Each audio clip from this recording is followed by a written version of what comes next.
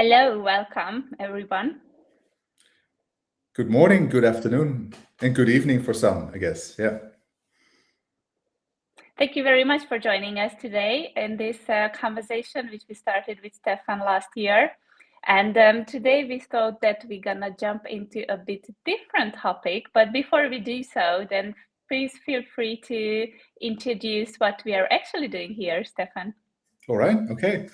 So I'm the founder of a network of scale-up experts called Shadow Leaders. And within that capacity, we'd like to share insights with founders and with investors, the two audiences we work primarily with.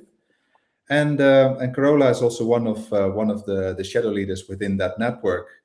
And with her firm, she does amazing things. So that's a bit my background. I have a background in primarily marketing automation for technical companies. So I've been working a lot with primarily technical founders or quite technical founders. So that's a bit about my background. Over to you. Thank you. So my name is Carola Kassai, and I'm the founder and CEO of KassaiLaw. And we are basically one of the first, or actually the first completely virtual law firm founded in the EU who are tech specialized. So we've been in the space as well since 2012, and we've seen a lot of deals and acquisitions, and of course, a lot of other things as well. So when we started to talk with Stefan last year, then we realized that we have a lot of different perspectives here, which could be actually interesting to clash a little bit or discuss a little bit. So I believe we can jump right into our topic of acquisitions, because I got a feeling from you, Stefan, that it's basically one of your sweet spot or pain point, up to you. We will see how you think about it, because it came up on and on again in our conversations.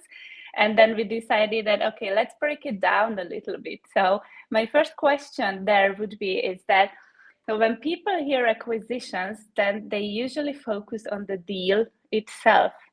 And in your experience, so from which point or where does the actual work start there? Yeah, that's a good question. I think it depends on who you ask that question. For the founder who is selling the company or is being acquired, the real work actually starts when the earnout term starts and the milestones are being met. Because generally speaking, when you sell your company, you don't get all the money up front. At least not a lot of investors do so. But for the employees in your firm, then it really starts when the new leadership team gets started and kicks in. And they show themselves a meeting, probably a company-wide kickoff and other activities. And they come up with their own requirements, demands, ideas, culture, and all these interesting things. Frustrations. Yeah, as well. Fear. Yeah. And that we're gonna talk a little bit more about. But I think it's very important what you just said, that when it comes to an acquisition, actually we have to shift the focus a little bit from the deal itself. I know it's hard sometimes, but the real forest actually starts afterwards. And here we have very different perspectives. So we have the leadership perspective, of course, and within the leadership perspective, we can have significant other perspectives as well, as employees and growth and opportunities and failure stories, of course, and everything else. But my next question, still staying general a little bit now, is, in your opinion, Stefan, what's the biggest misconception when it comes to acquisitions? And again, of course, which perspective? I know you're going to answer that, but feel free to round up from all perspectives. Yeah. What do you mean with misconception? Do you mean the expectations up front? Yes.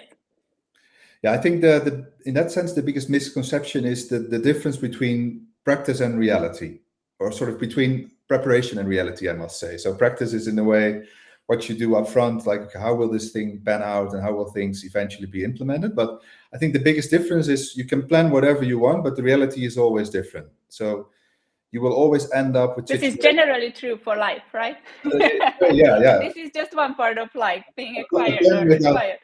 Indeed, the plan without planning is nothing. But then again, you know, the proof is in the pudding and in the tasting. So I think that is a difficult thing for you as a founder and as a leader, but also for you as an investor, because the fact is you can do all the due diligence, you can do all the prep work up front, But when it really kicks in, what will happen with the staff? Will people stay around? Will they, out of fear or out of particular expectations, move on to other companies?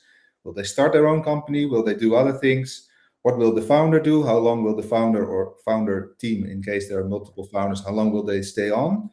So you have a lot of ideas and things that you can plan for upfront, but then eventually what happens when it really kicks in, that is always a bit of speculation. And of course you come up with different scenarios, in my experience, in my opinion, but it's still quite hard to predict, okay, who's going to stay, who's going to leave, what kind of impact will change have on people, because some people love it, most people hate it. So that's my experience.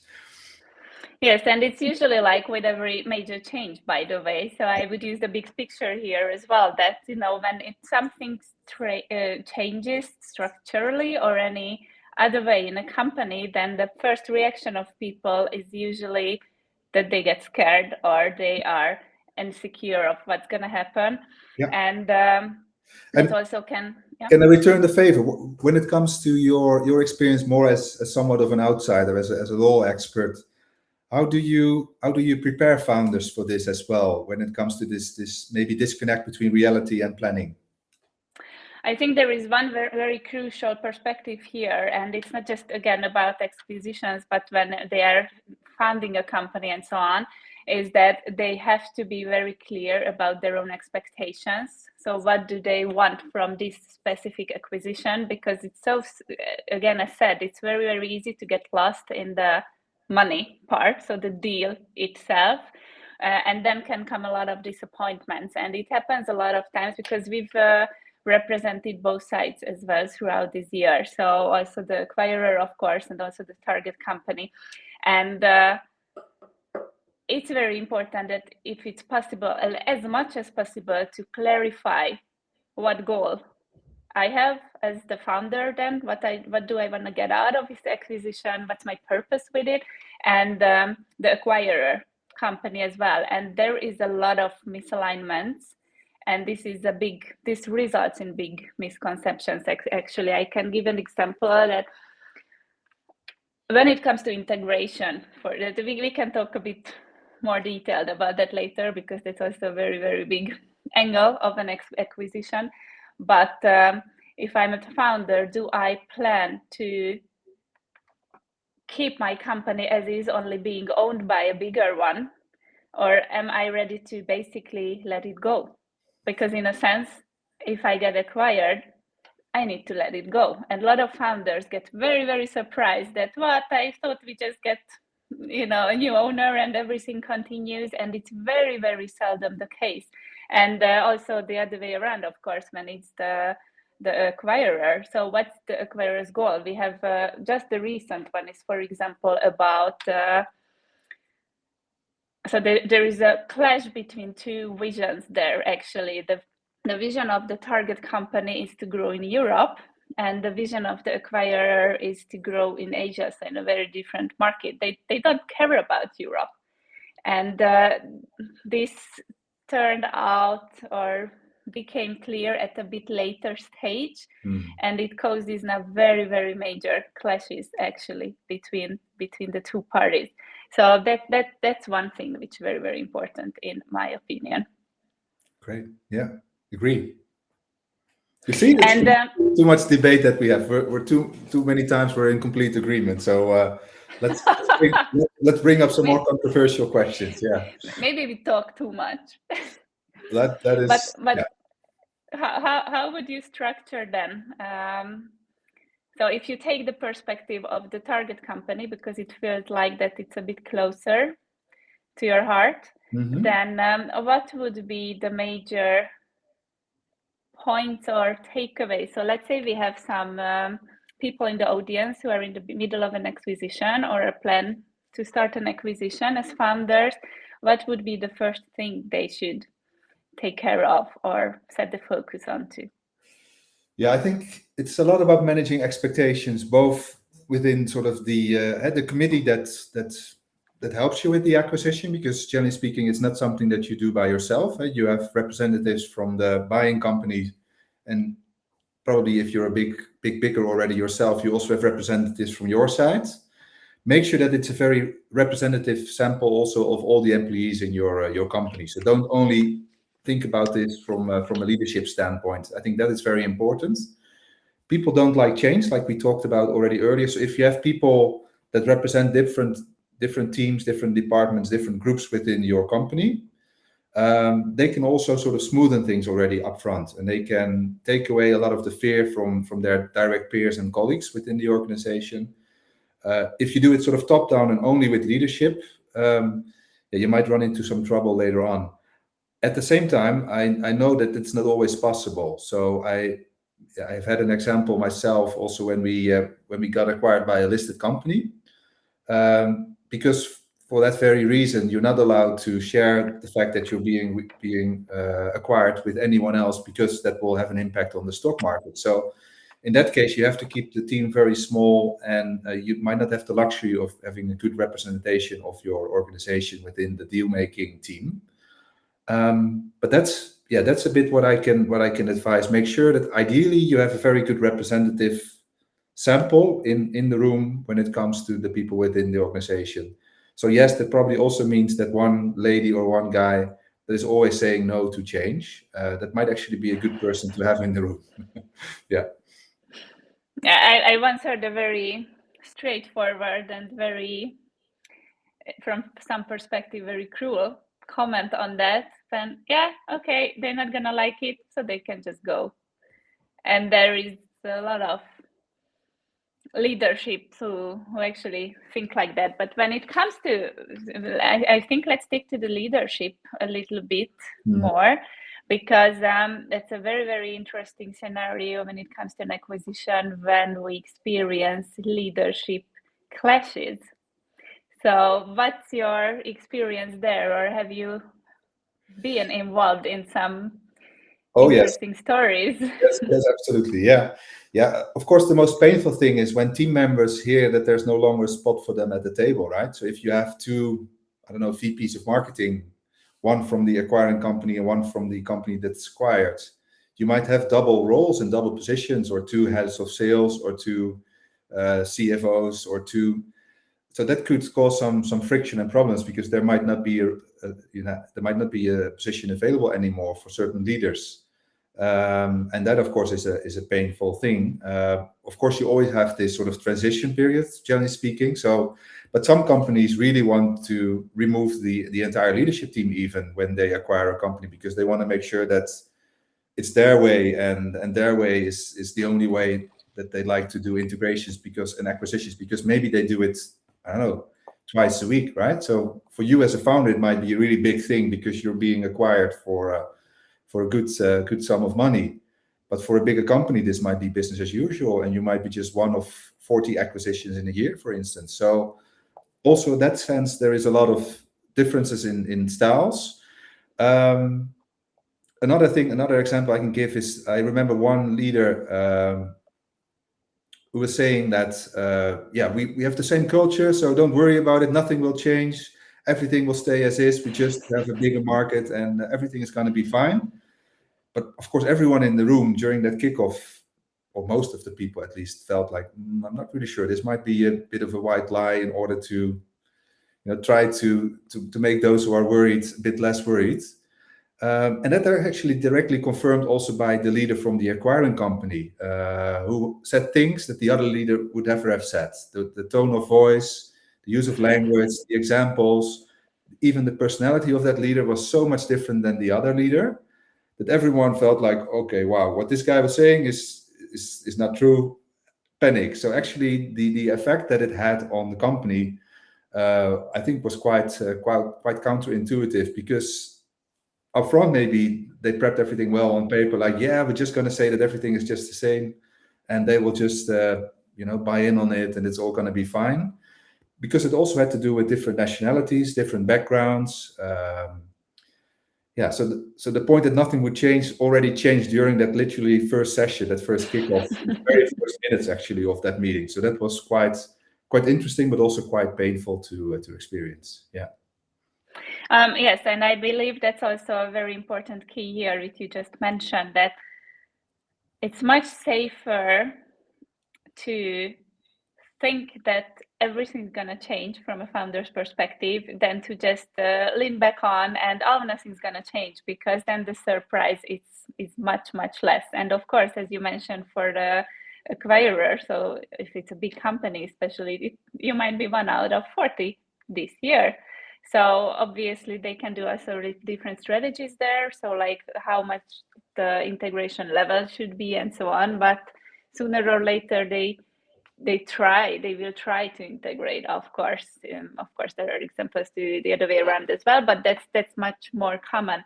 And when it comes to the example which you just mentioned, that it's a very different leadership culture, a very big example of the recent years to that is Twitter, of course.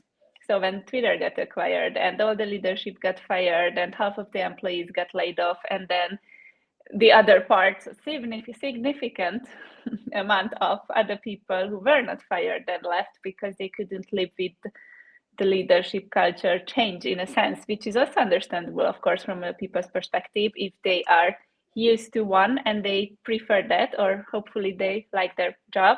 So let's say people work somewhere because they like it there for different reasons.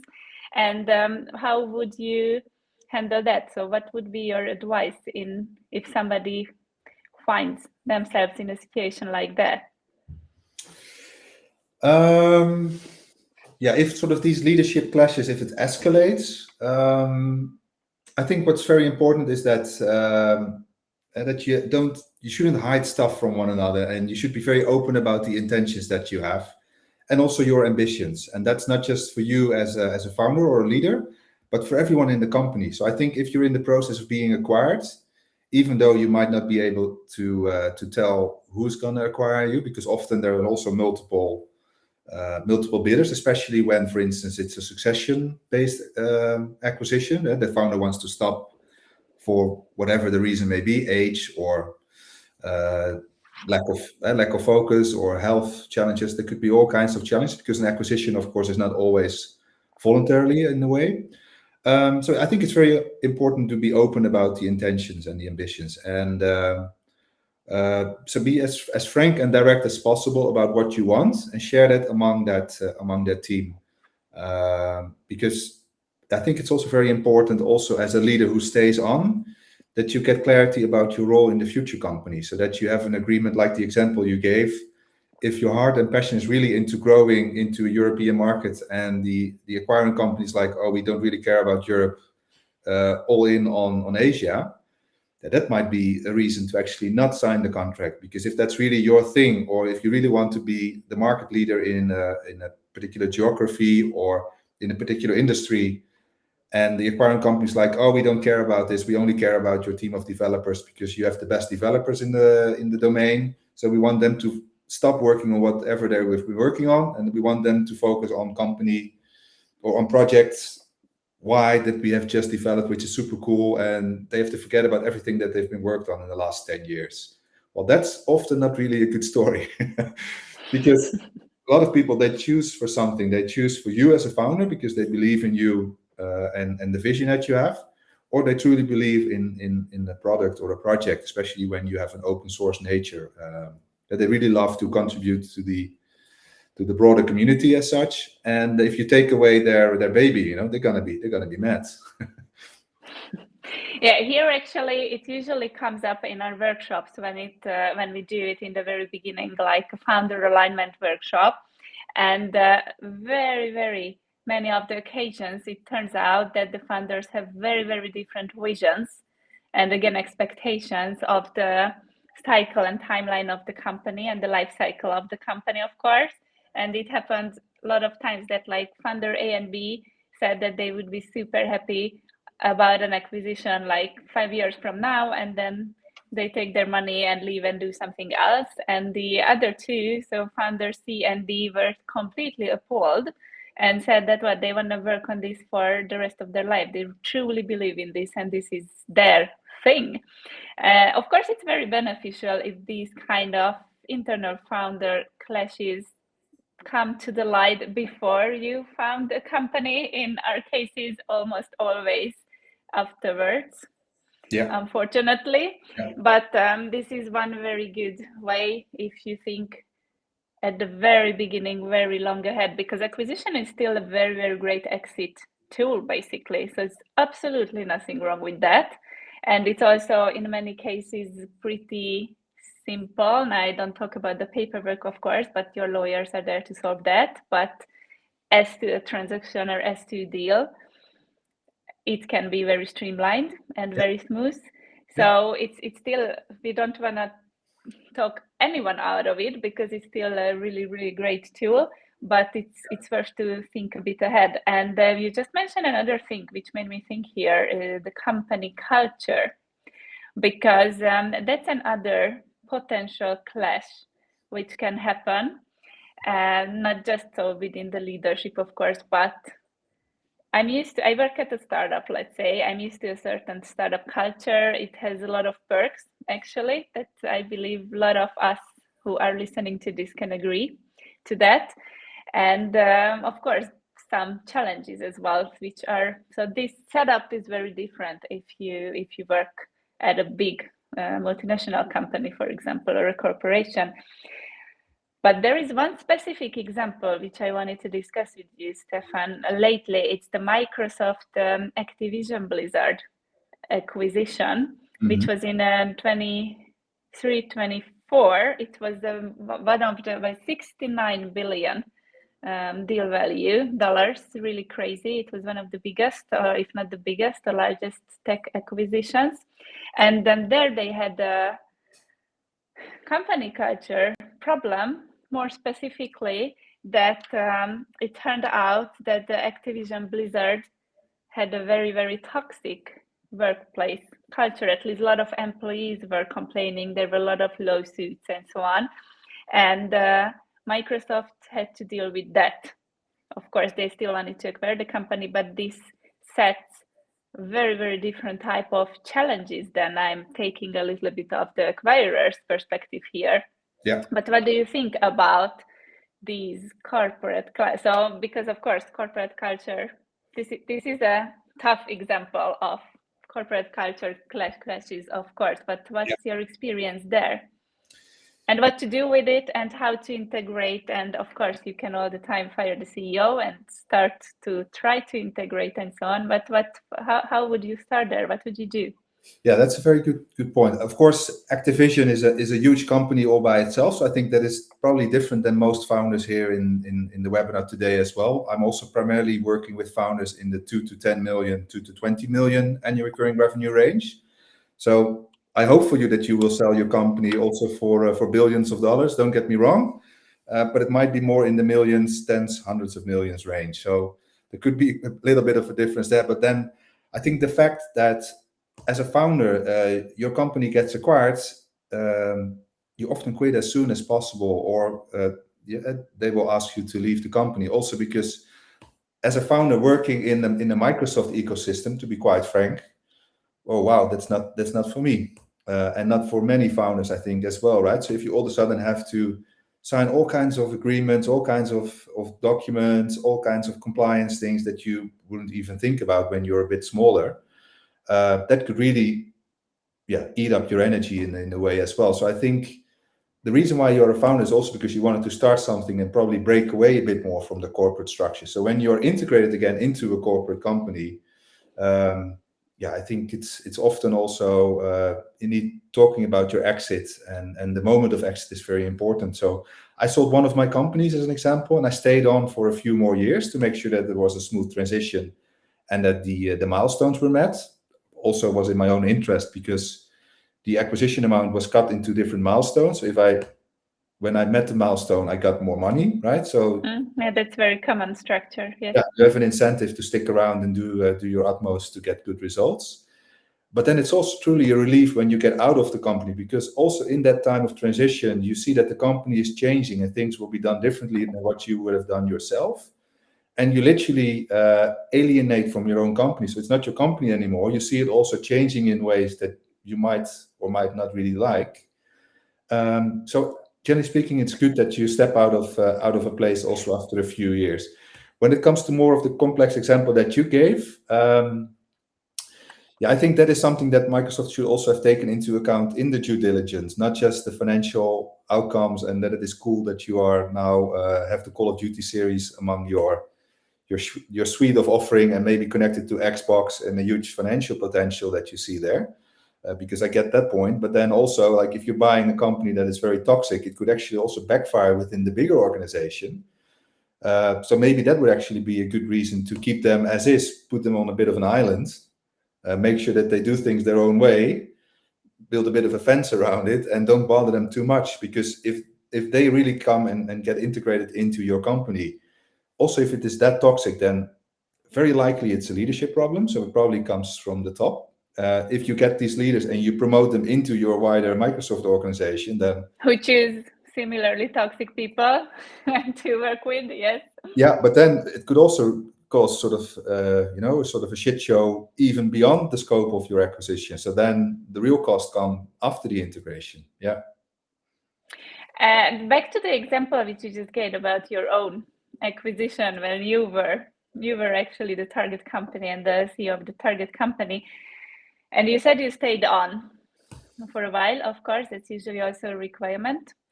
So that's so far business as usual. But in that specific story, what were the biggest challenges for you as a leader who just got acquired, stayed on because of contract purposes, and worked very hard on the integration and so on?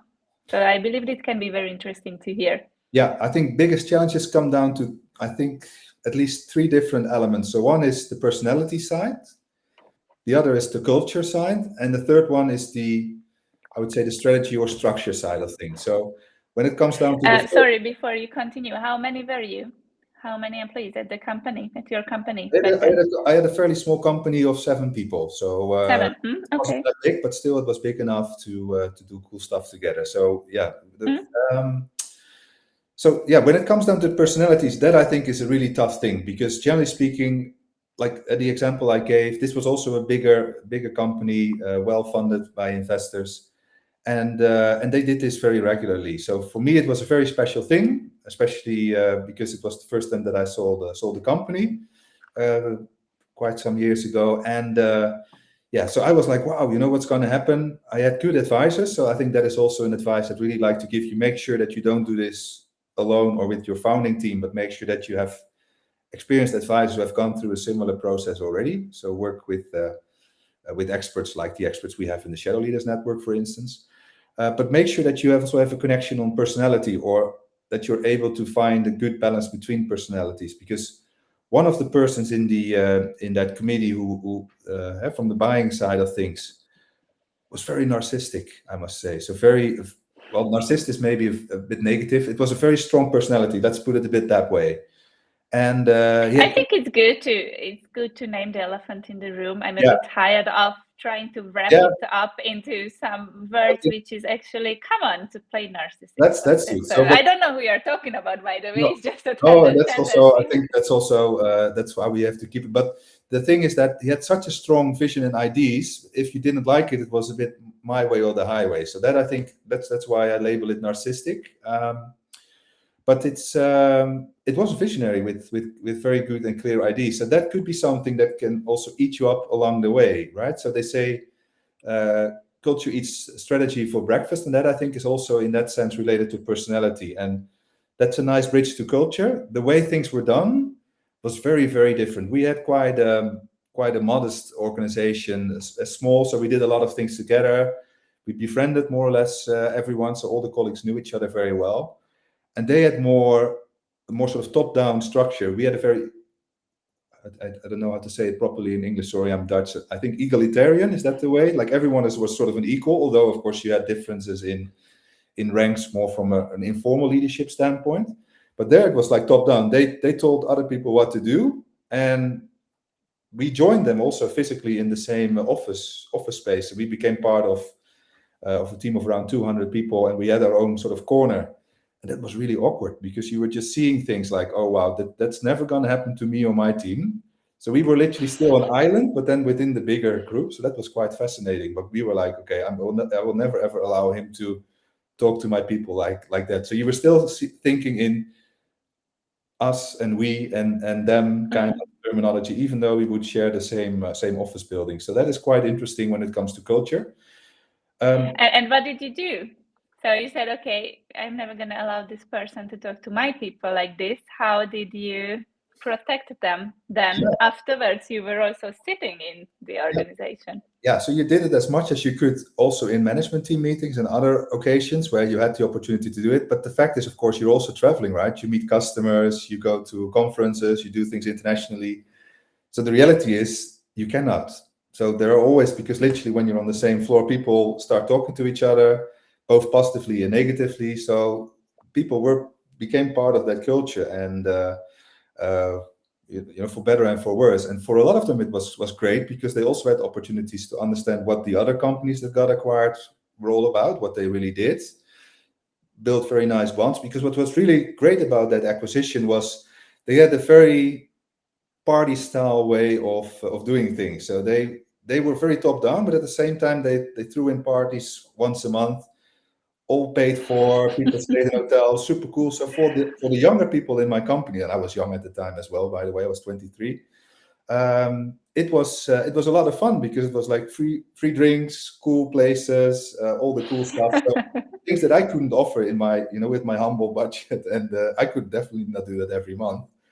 So that was a very nice thing actually that they could offer, and also it attracted new people, also even from the other teams who were like, "Wow, the cool technological things that you are doing with your team, can I join you?" And then of course I could also talk to management like, "Hey, we really need this person to join our team, and we need to find a replacement, of course, in the other company." So that was really nice about the integration and doing things together, because you can offer things that you couldn't do all by yourself, because all of a sudden there are budgets for things. You have more capacity, so also for instance, the development power was really an asset. So all of a sudden he could say, "Oh, okay, let's put 20 developers on this project," and I was like, "Wow!" I all of a sudden get 20 plus. What a pace, right? Really cool, that is really nice. So that was really great about it. And structure, I think, is the easiest part, to structure it in such a way that you become part of it. That is, like you mentioned also about the legalities, that's just a matter of organizing things properly. I also know that companies, I think it is Cisco, if I'm not mistaken, who actually intentionally leave things as is. So they buy a company, but they tell the management team, "You should run the company like it is still your own company. We don't bother. We just make things possible for you, and but you keep your own culture and keep your own thing." So there are actually big companies out there who also by design let you be and let you stay on your own little island, maybe even keep your own office in your own place. So. That's exactly what I wanted to ask your take about this. So, but do you think it's better to preserve the company culture in the target company as is, or to integrate? And I already know what you're going to answer, but let's hear. Yeah, I think it's a very, very tough question to answer. So it takes a bit of sort of thought as well, because I think ideally integration is best, right? Because you have economies of scale, you have a lot of benefits there, you have more personal development opportunity also for the people in your team, your own employees, your own leaders. So in the theory, integration I think is always best, but in reality, most often preserving the original company is easier to do, and also more straightforward.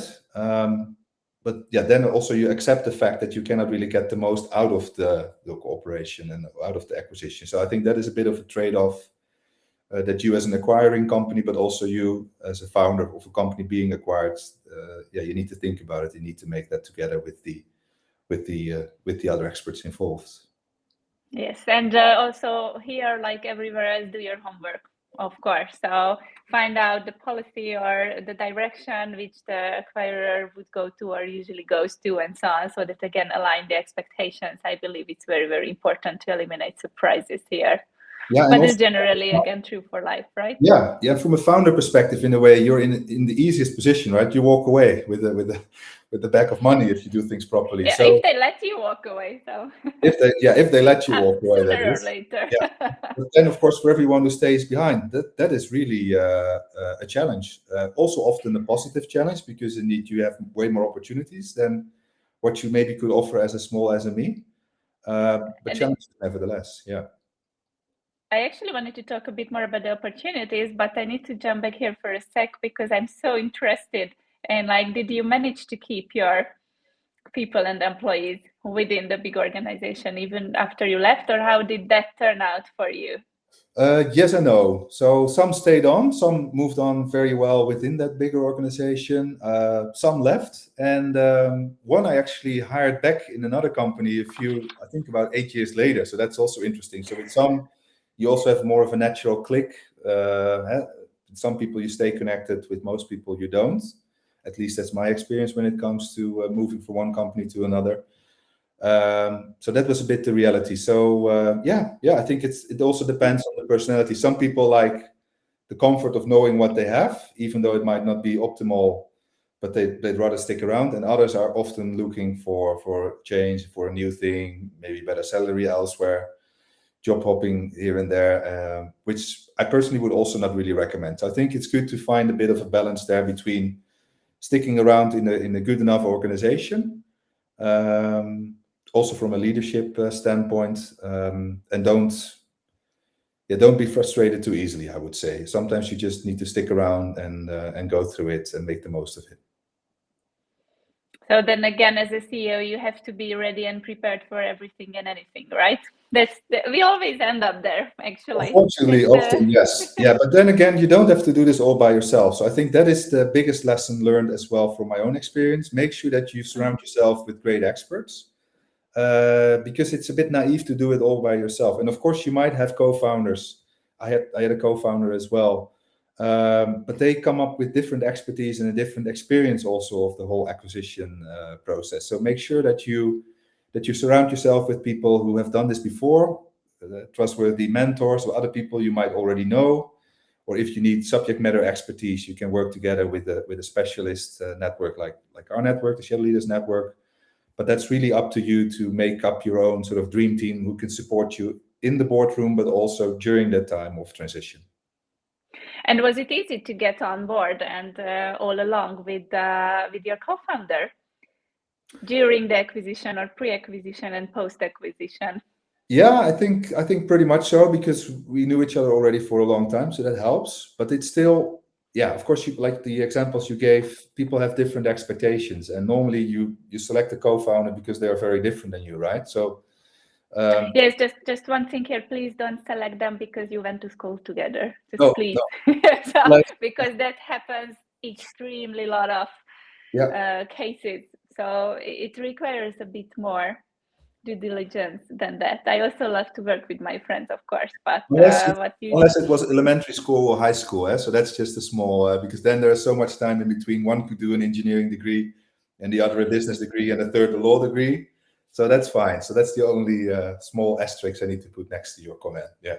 So finally, we are in disagreement somewhere. So that's good. Finally, because I have to adhere, but that's in my perspective, it's not enough yet.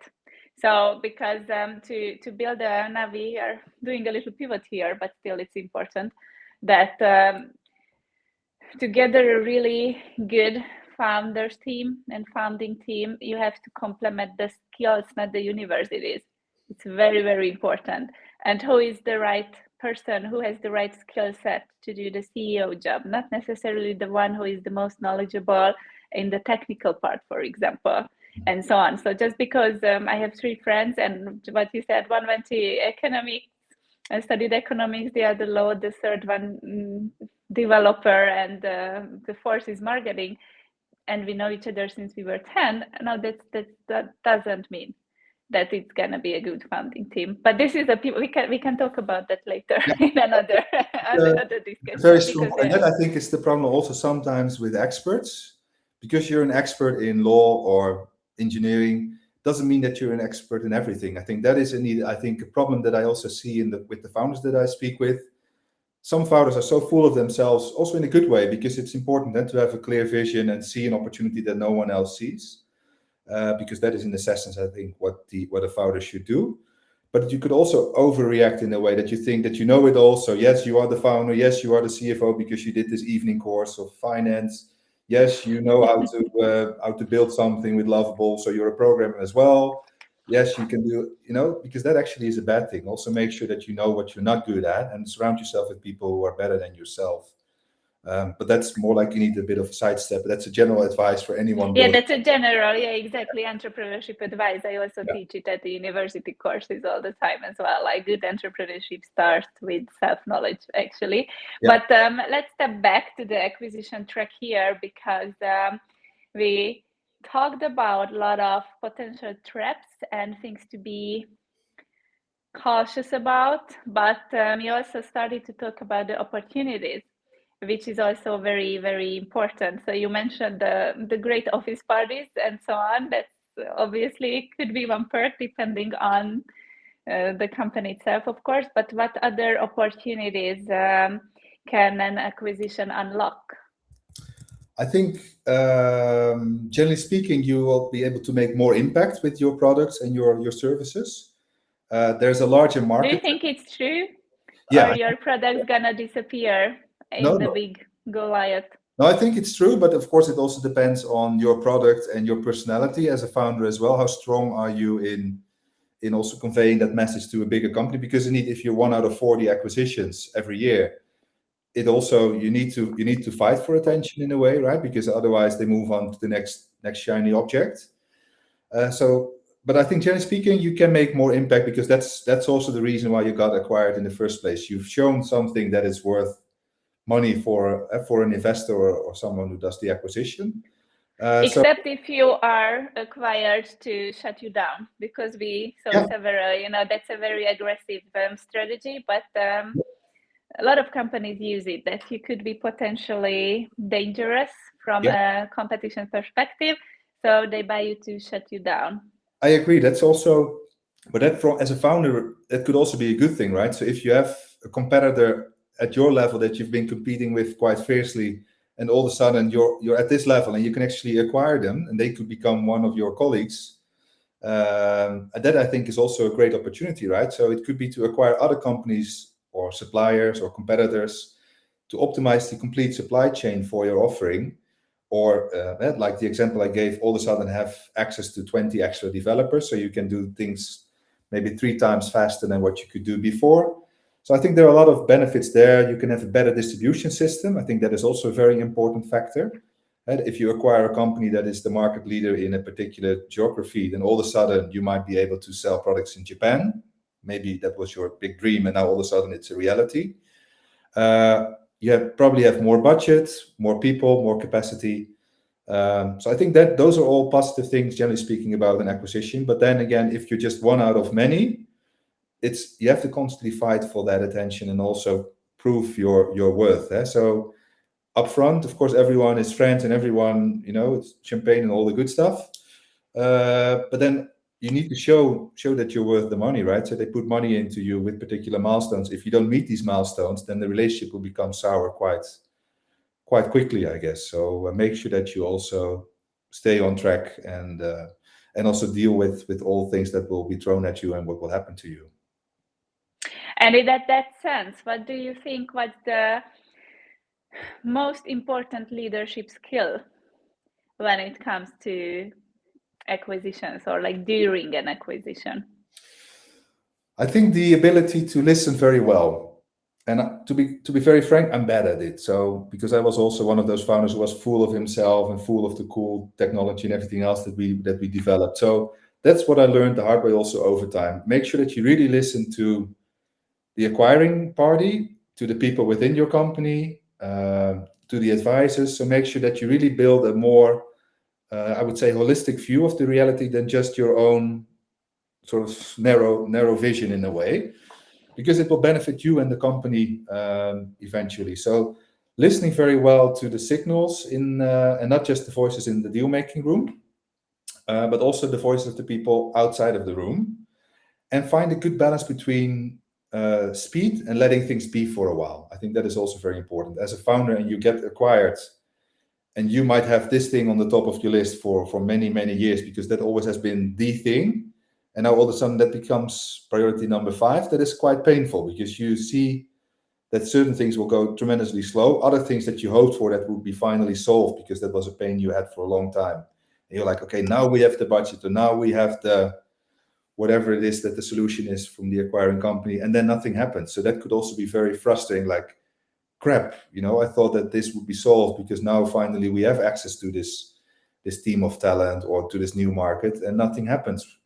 Why? And yeah, that is something you have to cope with and deal with. So be flexible, but that of course is something that you already learn within your own organization. But make sure that you listen very well, also to voices of people who might go against your own gut feel and your own ideas and visions. And what was, or do you think there are some moments during an acquisition process which founders usually underestimate, actually? Other than the paperwork, because I heard a lot of people complaining and ventilating about it, that they had a PTSD of all the paperwork, and it's like, sorry. You get like a room full of these nice binders with all kinds of terms, and then you're like, oh crap, am I really signing all of this? Like, what's the catch? But that's a neat part of it. Yeah, in 20 copies preferably, right? Yeah. The good old times, but when the closing took like a whole day in a room with some mineral water and some food, and all you did is just like sign. Yeah, that's a bit faster. But the good thing is that that day will end at a certain moment, right? So then it's in a way back to business. I think the process of adoption to the new reality, I think, is something that you really shouldn't underestimate, because for some leaders in your company, things go too slow and they get upset and they get annoyed because of the sort of the slow speed of change. For other leaders, things actually go too fast and they get upset and annoyed too. So you need to find this really, it's of course as a leader you can never do it in the right way, right? So you need to find this sort of balancing act, find a good equilibrium there, and make sure that you keep also a very close eye on your superstars. Who is the best performing salesperson, who is your lead developer, who is the best finance person in your company, or whatever is important to you.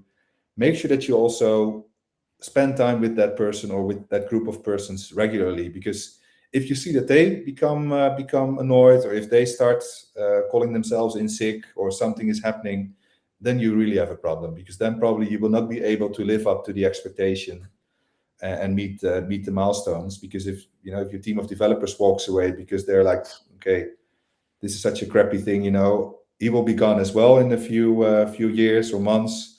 So what will be left is just a pile of shit. I don't want to be part of that. So let's move on. So that, of course, is something you want to avoid.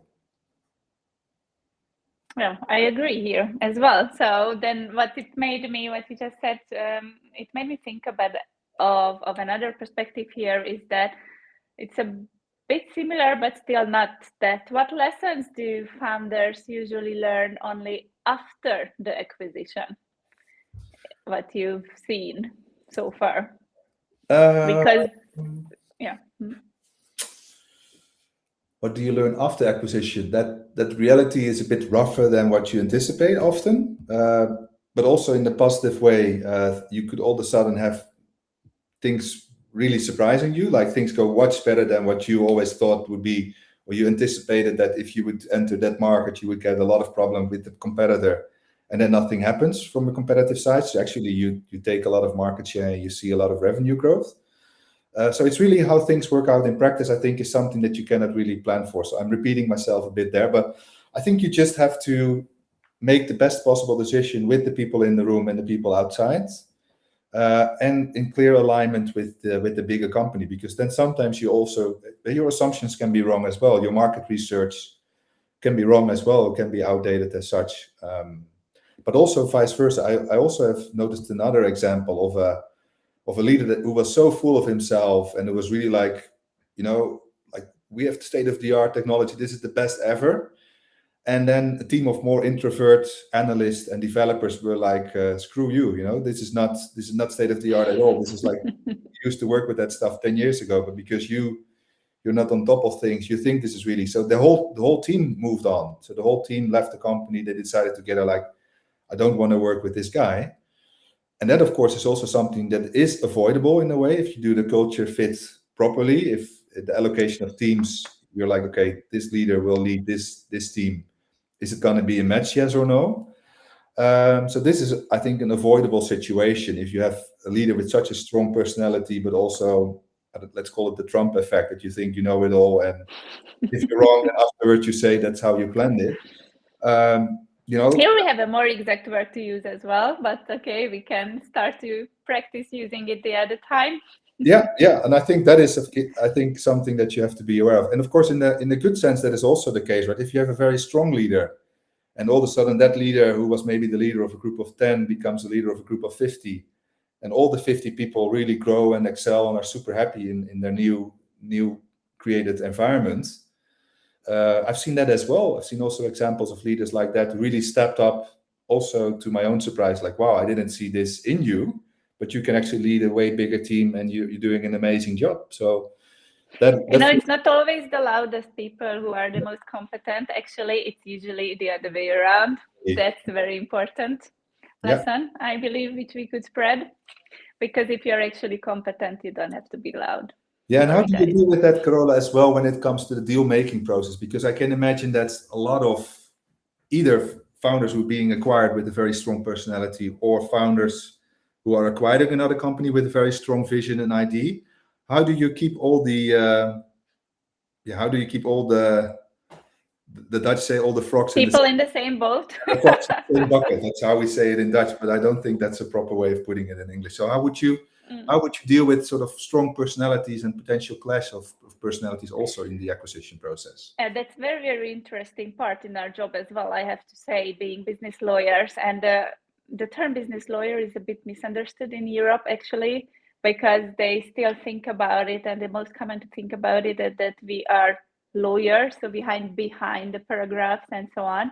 But we are actually business advisors. That's very, very important. And there are some countries where this culture is more like stronger, but in EU it's still a bit different. So in that sense, a very, very significant part of our job is actually being the bridge, which you just mentioned before. So it's a lot of clashes also in the background.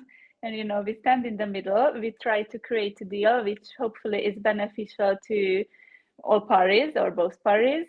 And everybody is just coming and ventilating. So one to the left ear, one to the right ear, of course. And it requires a lot of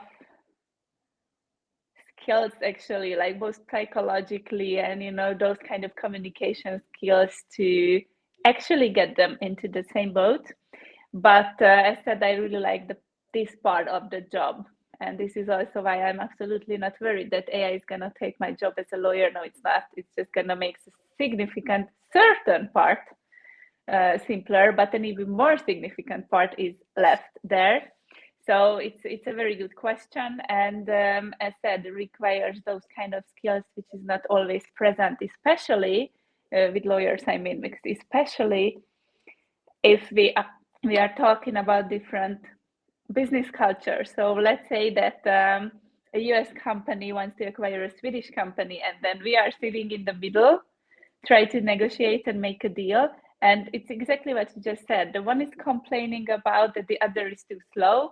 The other is complaining about that the acquirer is too arrogant or too fast, or try to use force or pushing it and so on. So it's actually very, very interesting to not get stuck in the middle and not getting influenced actually by a lot of emotions, because in a certain point, especially if the transaction starts to be a bit challenging of all the conditions and ping pong and back and forth, more and more emotions usually come to the surface, and then managing those emotions and then calm people down. And so it's it's very present, and as I mentioned, it's I would say at least 50% of our job as business lawyer to manage this. So I put always great emphasis on teaching it to my colleagues so that they can do the real help as well. And I believe one thing is very important here, but it's a bit other. I just thought of it, so I can get back to that. So feel free to say what you just thought now. Yeah, and you're a deal broker in a way as well, right? But not just from the factual side, but also indeed from the interpersonal side and the management of expectation side, I think. So that is also something that is very important. So, yes, and how we do lawyering at KassaiLaw is also from the business side. So it's not just like okay, draft an agreement, but an agreement is 95% a business document. That I always have to explain as well.